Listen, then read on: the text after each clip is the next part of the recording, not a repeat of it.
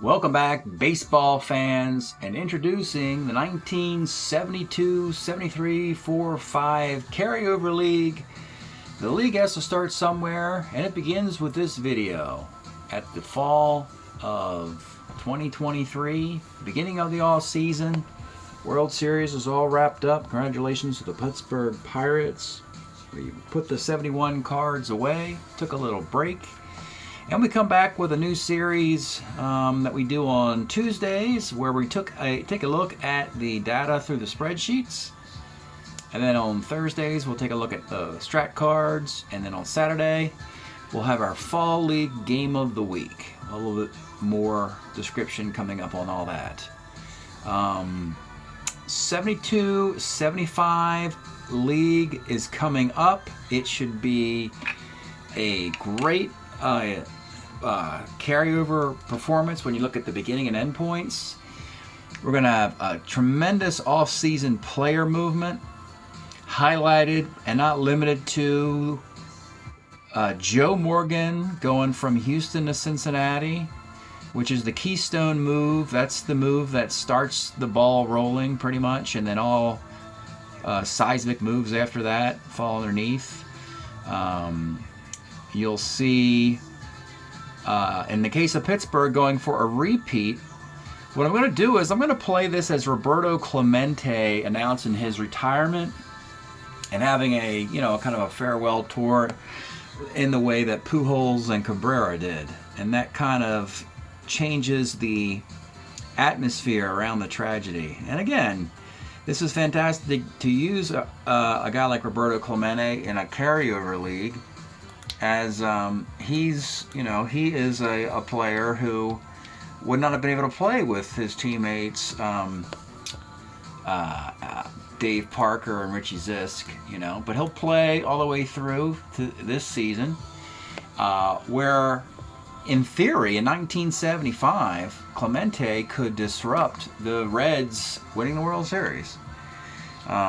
Just a little tidbit here. Just wanted to wet your whistle on what to expect coming up this year. We also have New York Mets won the World Series a couple years ago. They're probably going to have Rusty Staub added to that roster. We have the Dodgers out west trying to get to a World Series with the little kids. And by little kids, I mean Steve Garvey, Ron Cey, Davey Lopes, Bill Russell. Finally transitioning out of the older generation Dodger team. Those four teams, plus you still have the Atlanta Braves, had a great year a year ago with Hank Aaron.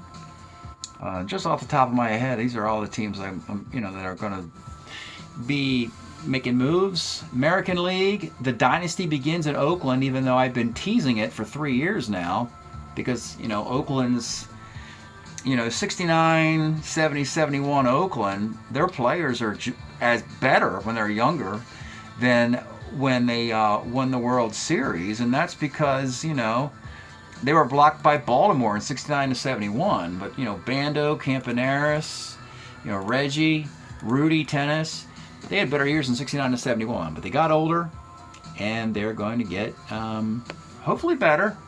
Baltimore's getting older. We saw the Tigers lose the World Series when they were up 3-2. They seemed to age in front of us. Mickey Lolich looked very old and beaten in that, losing 3 World Series games.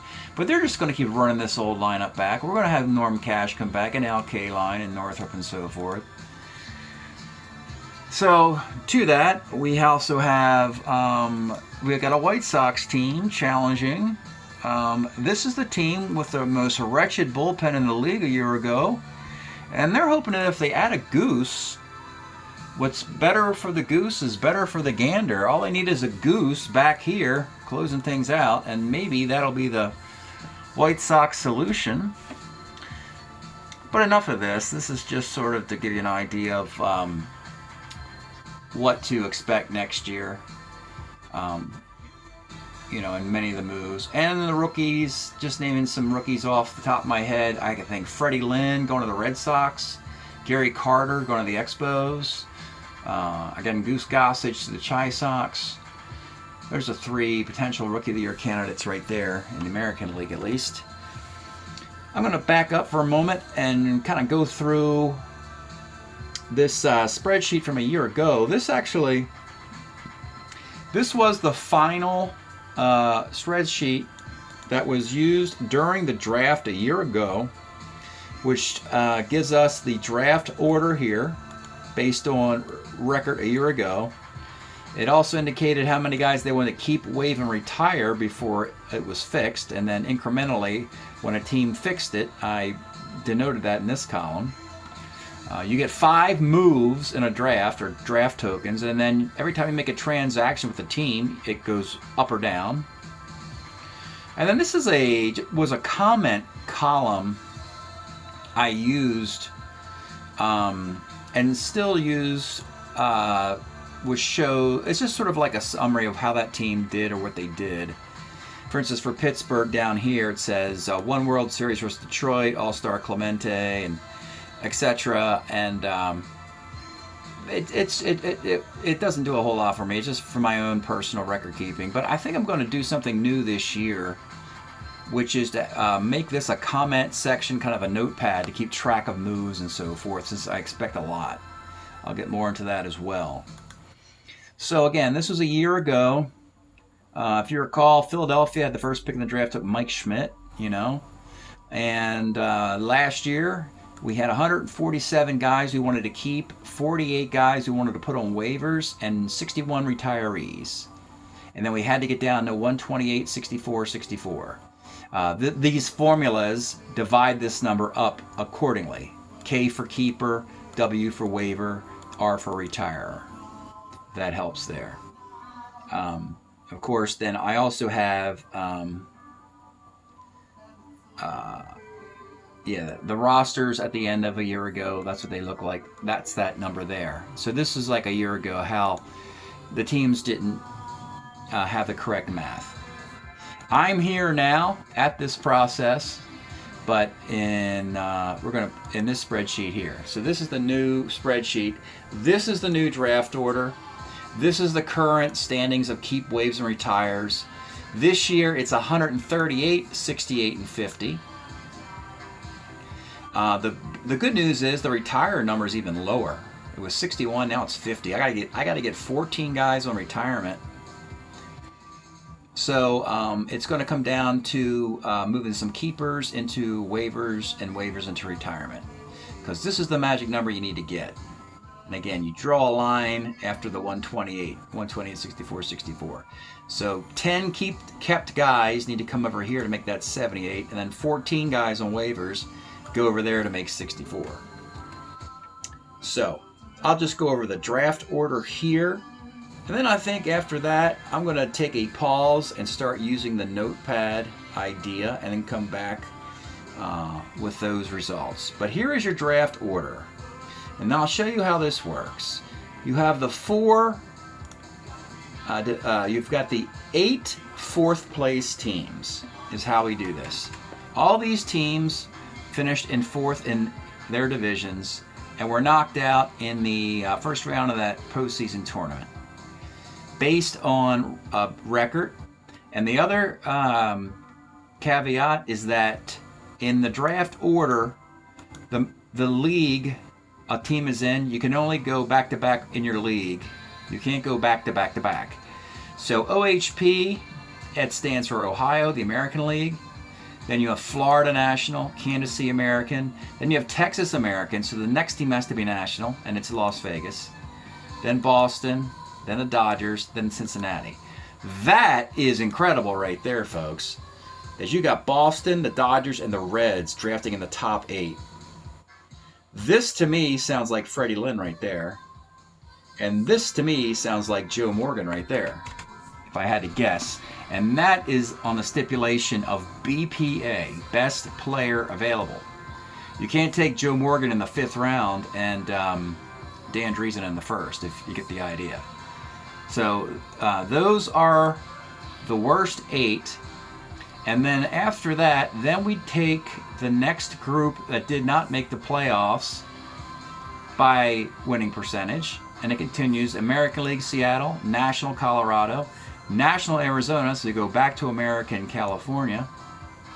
Then National Mets, American Milwaukee, National Padres and Astros, American Minnesota and Cleveland, National St. Louis, and American Expos. Expos moved into the American League. These were the hard luck teams that just missed the playoffs. A very good Twins team, Cleveland, St. Louis, and the Expos. They just missed the playoffs. Before we get to the playoff teams, let's just go look at the winning percentage over here and see if there's anything that's out of order based on my rules about leagues. So there's your 8. That's all in correct order. Then you start with 400 here. So right here, the Mets got kicked down a spot. They would have liked to pick 12th, but they have to pick 13th because you have 2 National League teams worse than them there and there. So the Angels move up to 12. Good, that's good news for the Angels and bad news for the Mets. Then 472, 513, 545. And the Cardinals would have liked to have drafted 17th up here, but you had the Padres and Astros. So the Cardinals, instead of drafting 17th, had to move down 2 spots. I suppose, oh, these 2 teams are tied is what it is. How to justify which team gets 17th between Minnesota and Cleveland. So that's why the Cardinals are down there. Then the Expos are 20. All right, then you get your playoff dozen, starting with the worst team. And these are the teams that got knocked out in the wild card round. The Expos, the Cubs, a very good Yankee and a Toronto team. And then the teams that lost in the divisional round, it was the Giants, White Sox, Oakland, and Atlanta. And again, I alternated by leagues here. National, then I had another National League team, so I had to go American, American. Then National, American, American, National. With the Giants, White Sox, Oakland, and Atlanta. And then your final 4, your runners-up, Philly, Baltimore, Detroit, Pittsburgh. Pittsburgh played .576 ball, lost 28 games, won the World Series. This is the most losses I've had for a world champion. Not trying to throw a dig at them. It just shows that Pittsburgh was a game under 500 at the All-Star break, and then they got hot. These are all the keeper numbers here. And the way the trading mechanism works, if you're wondering what carousel means, trade carousel, my idea came from this idea of all 32 teams are making deals simultaneously.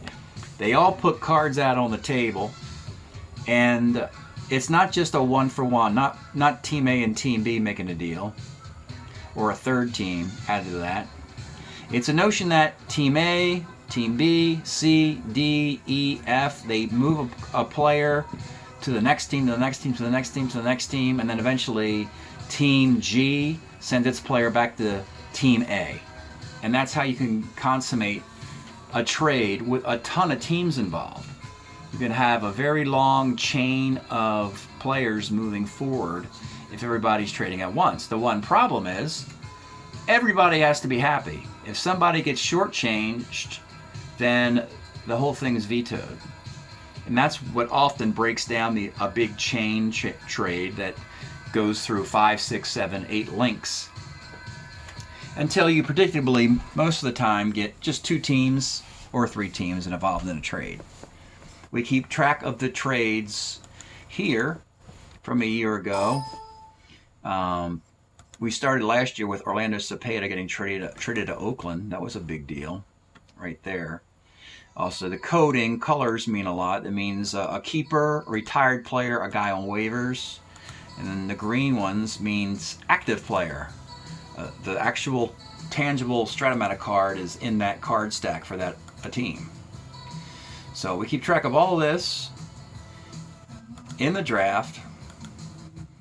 So I've done the painful inputting of everyone's current situation. And funny, Ohio, Team 1, they have the perfect math. So they're at 40202. That's what everybody strives to get.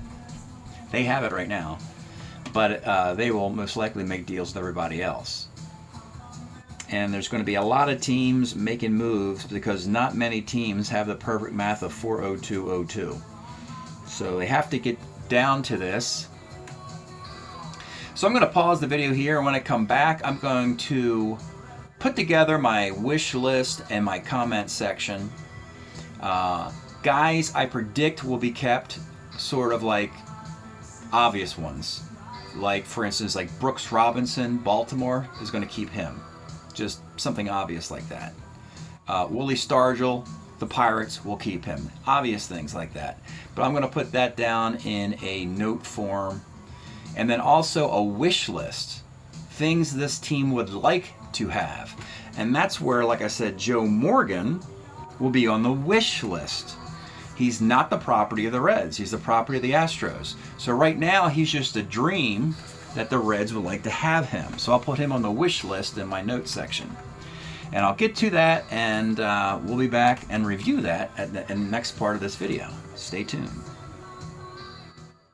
Okay, we're back, baseball fans. I want to show you, I dug up another sheet that I created after the draft was over earlier this year.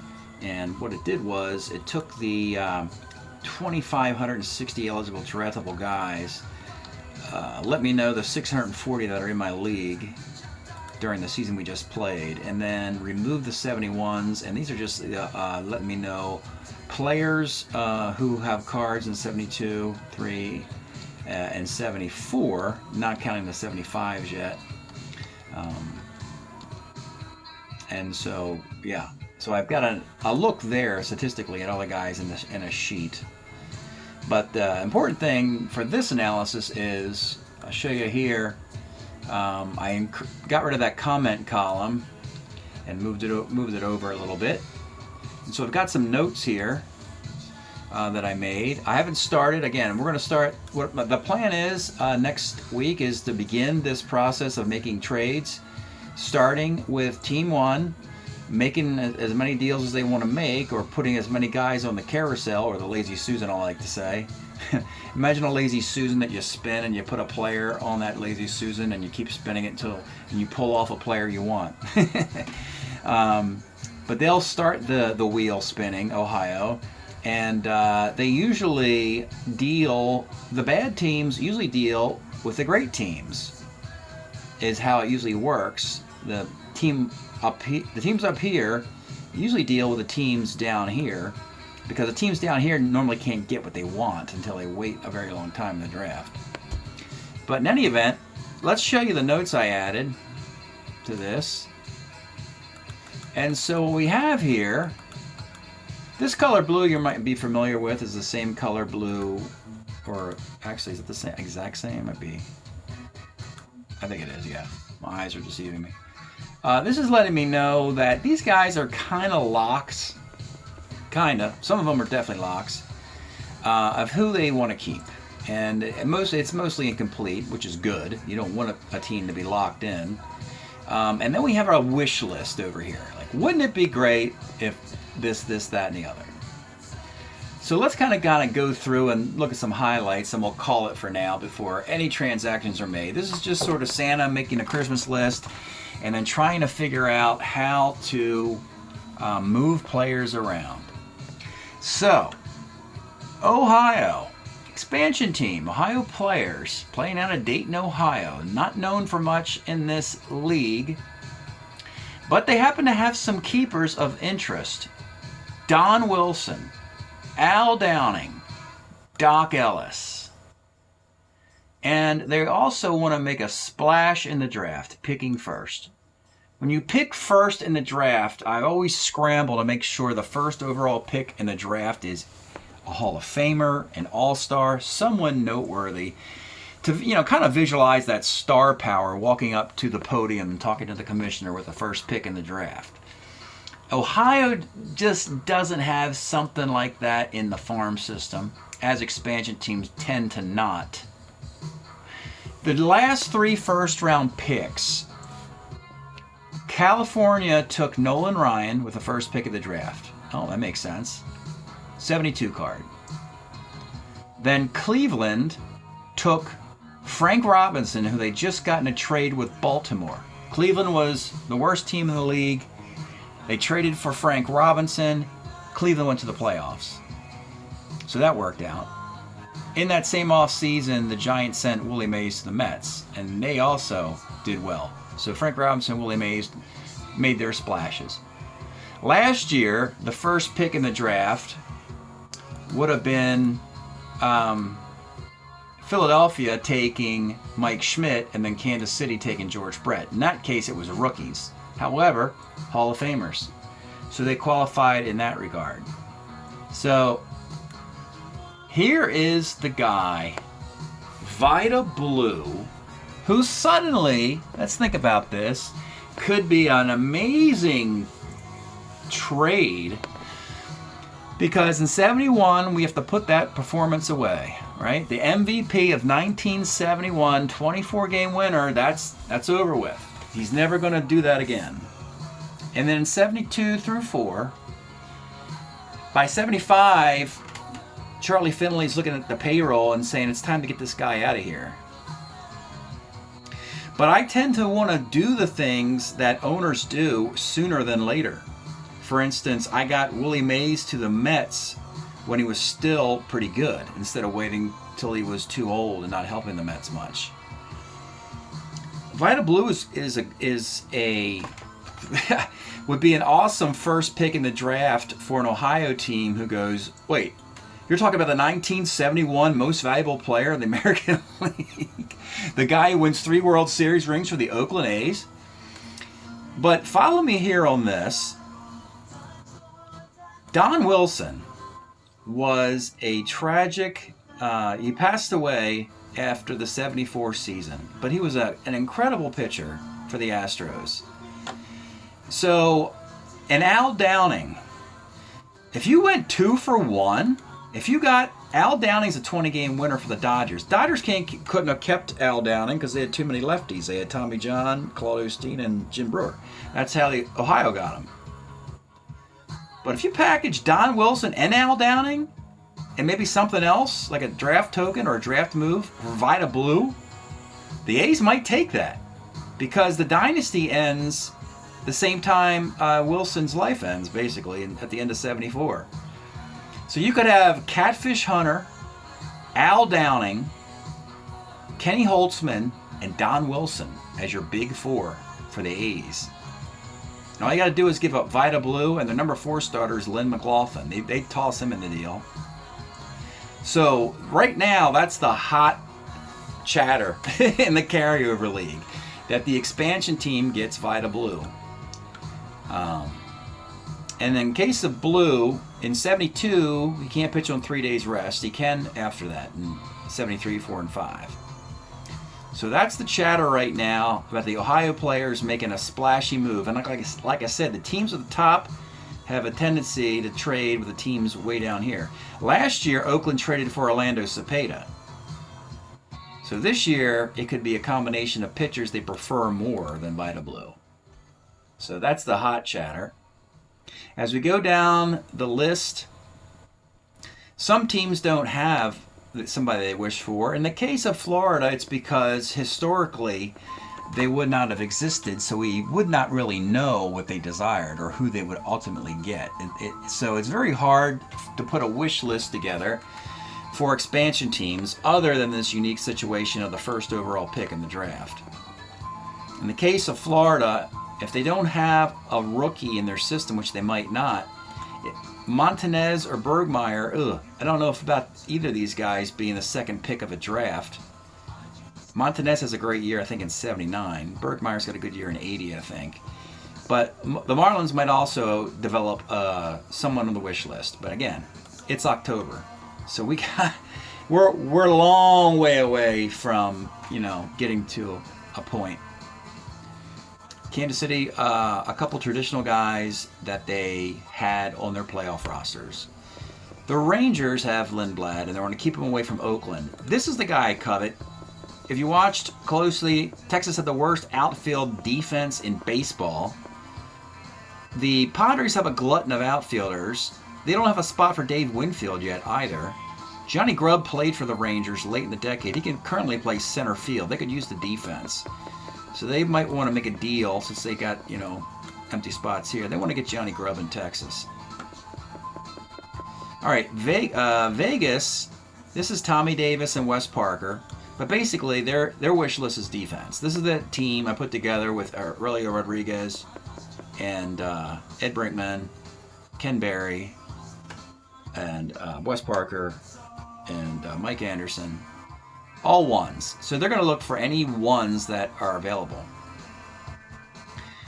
Boston has to kind of go through the same old, you know, Petrocelli is their guy. They went for Y, so they got to hold on to him. Moret's going to have some nice life in him. But their big star is adding Freddie Lynn to a lifeless team and just sticking them in center field. This could be the end for Rick Miller. Dodgers don't have a lot here. They already promoted all their guys. When I say their guys, they already added Garvey, Lopes, and Russell. But Messersmith's contract is up, and they want to make this deal. They're hotter to make this deal than the Expos are, and that is trade Willie Davis to the Expos for Mike Marshall. The one slight hinderment is that Davis is a free agent, and Marshall's got a contract. That's why his 72 card is on the Expos. So they can't do a one-for-one deal because they don't have the same status. Davis has to be drafted. Marshall already exists as a card. So they're going to have to figure that out. All right, the Big Red Machine. We know they're going to make a move on Perez. They're going to make a move on Gullett. Grimsley is a curious one, but they're probably going to make the move on that. He's a really good starter, and having two lefty starters could be good. You can pick the best year for Grimsley, even a Baltimore year. But this is the wish list right here. They do have extra keepers, including Tommy Helms, Bobby Tolan, and then even other printed cards they could move from Morgan. But we're going to have to take a long time to get this thing together. But obviously it's one prize, one guy on the wish list, Joe Morgan. Seattle runs back a couple pitchers, Steve Klein and Lockwood. A couple of weak team. Colorado, only Dave Kingman is on their radar. Arizona, they have three kind of okay players. Darryl Knowles, always a good lefty reliever. Merv Redmond, he's not that 300 hitter anymore for Baltimore, but he's still a good defensive player with on base. And Steve Braun, believe it or not, still has everyday third base infield abilities. He's not a pinch hitter yet. He's an everyday player, so they want him. California loves Paul Shaw, the guy they got from Kansas City, and Mickey Rivers is going to bloom there. A big team here that has a lot of moves to make is the Mets. They have 8 keepers, so they got to unload at least 4 of them. They might unload 5 of them because they want to keep Seaver. That's a lock. Harrelson's a lock. McGraw's a lock, and they want to bring on Rusty Staub. Rusty Staub's a free agent, so he would have to go there as the 4 keepers. That means that the 5 Mets, they'd have to unload to the rest of baseball. We'll just double check this over here because it's a lot to remember. So the Mets want to dump Cleon Jones, Ed Kranepool, Willie Mays, Gary Gentry, and Danny Frizella on the rest of baseball. The Expos can collect some of those guys, by the way, for Staub, obviously. Don't know how many of those guys they'll get. A 5-for-1 for Rusty Staub. He's not that great, frankly, folks. He's good, but he's not an MVP performance with the Mets. As Met fans might disagree, but yeah. Okay. Milwaukee has Ken Sanders as their closer. San Diego has Bob Miller, the old Pirates closer, as their closer, but they desire Bobby Tolan for... or they desire from the Reds Bobby Tolan, and they could send the Reds Clay Kirby. Tolan they might move as well. This might be a short-term... Tolan's only got 1 year left in 72 where he can still play center field. But obviously Tolan is a chip. The Astros would get Tolan, but they don't have any room for him. They got Jose Cruz, and they have Cedeno in their outfield, along with the toy cannon, Jimmy Wynn. And then the Astros actually come next. Ken Forsch is in their system. They like him. They want Helms. I wrote here they don't want Lee May. So that's going to be a problem. The Reds are going to offer Lee May in this deal, and the Astros are saying thanks, but no thanks. We got Bob Watson. We don't want the same problem you guys had when you had Tony Perez and Lee May, and you had 2 first basemen and nobody can play third base. We got Doug Rader at third base. We got Dennis Menke on our roster. Tommy Helms would be great defensively to take over from Morgan at second, but you got to find somebody besides Lee May to send us. Twins, all running it back, old school. Oliva, Killebrew, they still got some life left. You got to make sure they're not both double designated hitters. Heck, they could platoon with each other at DH, as old as they are. Murphy becomes a very good reliever. That's why they want to hold on to him. Cleveland's got some interesting moves coming up here. They want to hold on to Ray Fosse. But it's interesting here. They want Fritz Peterson from the Yankees, and they have Chris Chambliss. So they could send Chris Chambliss to the Yankees for Fritz Peterson. They also want Boog Powell from Baltimore, because in '75, Boog goes to Cleveland and has a monster year. They also have, Baltimore also has Cleveland shortstop Frank Duffy, so they're willing to send Baltimore Mark Belanger in that deal. And they got to find some other stuff because Boog Powell's too good to get just that. Cardinals, Lou Brock, Joe Torre, and then they traded for Sonny Siebert, who still has some life, but they're not going to make a huge splash. Hey, look at who's got Christmas has Santa's name like written down heavy here. It's the Expos.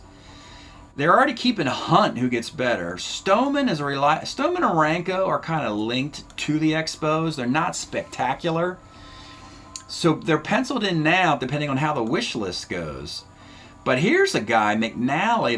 They want to get McNally and Bob Reynolds from Baltimore and giving them Kenny Singleton. And the reason is because McNally, if you get him now, it'll be worth it. His 72 card. The problem is they made the trade too late, 74 and 75, when McNally was washed up. But they can give McNally now to replace Baylor Moore in that rotation as the lefty starter. Now you got you got a 20-game winner on the Expos here. Bob Reynolds is a reliever with a 1.90 ERA. Willie Mays might be the guy the Mets send over for Staub, and I don't know where they would even put him. Gary Carter is a rookie catcher to come up. And again, Willie Davis would take over in center field for Mike Marshall. So they can completely change this Expos team around. The problem is McNally would have to be a keeper. And Willie Davis would have to be a keeper, which means you'd have to say goodbye to either Stoneman or Renko. Not a big deal, really. Stoneman's only got one more year anyway. All right, now we're getting to the playoff teams. Frank Robinson, the Portland desperately wants some star power. They want to bring him back for arguably might have been his final year. Ray Sadecki, you're thinking, well, he ain't special, but folks, Sadecki is like a starter 7 left-handed pitcher. And you don't leave dry ground and set out to sea looking to find a lefty starter to replace your lefty starter, because they're not out there, folks. I don't know how many lefty starting pitchers have gone through. Grimsley, that's why he's here. I mean, they're like gold, which is why Vida Blue and Al Downing would be a fascinating. Actually, straight up, Al Downing might be better than Vida Blue. I don't know. It's close. All right, next up, the Cubs. Fergie Jenkins, Kessinger, and Beckert, not much on the wish list. They just want to do things internally there in Chicago. I can respect that. Yankees have a problem here. Good news, though. Mercer, Nettles, White, and Stottlemyre could be that's their keeper class. They don't desire it, and they have 2 other keepers they're willing to throw in a trade. Chambliss is a card. This is the 72 Chambliss card. So he doesn't count against the keeper formula. And Fritz Peterson is one of those extra keepers, one of the 6. So that's a perfect trade for the Yankees. They actually can add Chambliss to the roster. It's going to be trickier for the Indians. This would be a heck of an offseason for the New York Yankees, who finished tied for first in the American League East.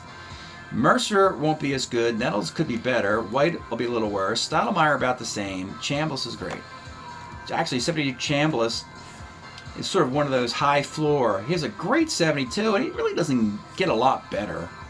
He's just as good in 72 as he is in 77, 78, really. But the Yankees look pretty good with that array. Toronto wants to bring back Milt May, Clyde Wright, and Tommy Agee. And you can respect how they don't have a wish list because they did so much with the guys they already had. And they want to run them back. Giants getting older with Marichal and Dick Dietz, but Dietz has a monster year with walks coming up in 73 or 4. And of course, they're just going to have to. They've already gotten rid of Gary Maddox. They've already gotten rid of Ken Henderson. You got to tie your wagon to Bobby Bonds through this decade now. I know he was traded to a bunch of different teams, but it would seem like the Giants have now put themselves in a corner. You got to hold on to Bonds just to cover defense in the outfield beyond batting average. So I expect Bonds to play maybe his entire career in San Francisco now. White Sox. This is impressive. Wilbur Wood, Tom Bradley, and Bart Johnson back in the rotation will get better, and they want the Goose. They want Goose Gossage in the draft as a rookie. He doesn't count against a keeper because he's a rookie. This would really make the White Sox pitching tremendously better. Should be able to come back with the offense they had. The final years of Dick Allen and Carlos May. So they're going to try and stock up to run that 72 cast back and see if they can win a World Series with Goose. Here's something interesting. Oakland.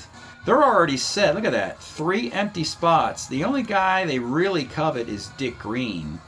Orlando Cepeda's on this list. He's getting older. Bob Locker's here. He's okay. But Dick Green's pretty much the only lock, mostly for his defense. And they covet those Ohio pitchers. And it's going to be who can they get?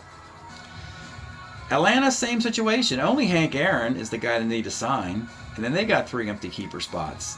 So after having the best record in the National League, it's hard to ask for a wish list. They already got, frankly, the guy they wished for, Davey Johnson. They got Davey Johnson from Baltimore and his 43 home runs a year ago. So they're going to run that Davey Johnson card. They're going to turn that card in 3 times. It's 43 home runs 3 times over. Philadelphia, Boa, obvious. Dobson, a little bit surprising, but he's actually better statistically in 72. He didn't win 20 games. All of Baltimore's pitchers are better in 72 because the offense in Baltimore was horrible. So McNally, Cuellar, and Dobson, those 3 guys are as good or better in 72 than in the 71 season when Baltimore had 4 20-game winners. McCarver's here mostly because he's a left-handed hitting catcher, and those are nice to have if they hit. And McCarver can hit a little bit. Baltimore's wish list. So this is going to be interesting. So this is Brooks Robinson, obviously a lock. They got 3 spots open. They covet Lee May. Remember the Cincinnati Reds had Joe Morgan. They want to send Lee May to the Astros. Baltimore might step in and say, we'll take Lee May. Baltimore wants Singleton from the Expos and Belanger from Cleveland. So Singleton, it'll cost them Dave McNally and Bob Reynolds. And Boog Powell will be sent to Cleveland.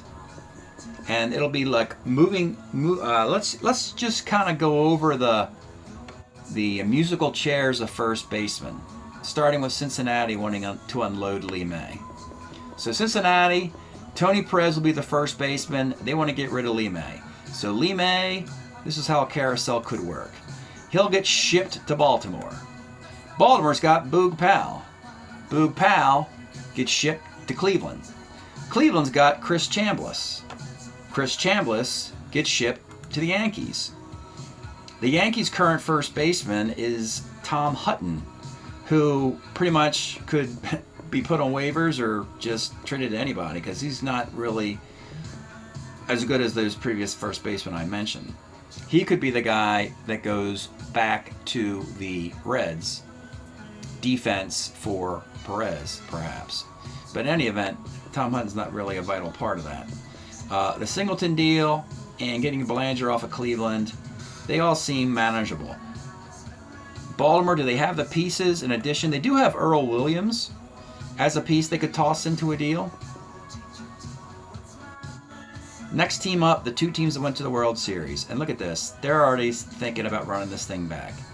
Tigers, Cash, K-Line, Coleman, and Mickey Stanley. And they don't wish for anything other than having fun in Detroit. That's they're internal. They're internal. They don't go out and find stuff. Pittsburgh, Clemente, the farewell tour, Stargell, Steve Blass has one more good year before he loses control, and Rennie Stennett has about a 290 year. But they gotta hitch their wagon to him because they traded Dave Cash away. So Dave Cash is not here to play second for the Pirates, nor is Willie Randolph, who would play for the Yankees. There could be other rookies here, and again, this is just the first crack at this. So we're going to call this a wrap now, and when we resume with this series, we're going to start doing the first transactions involving the 8 teams here at the bottom.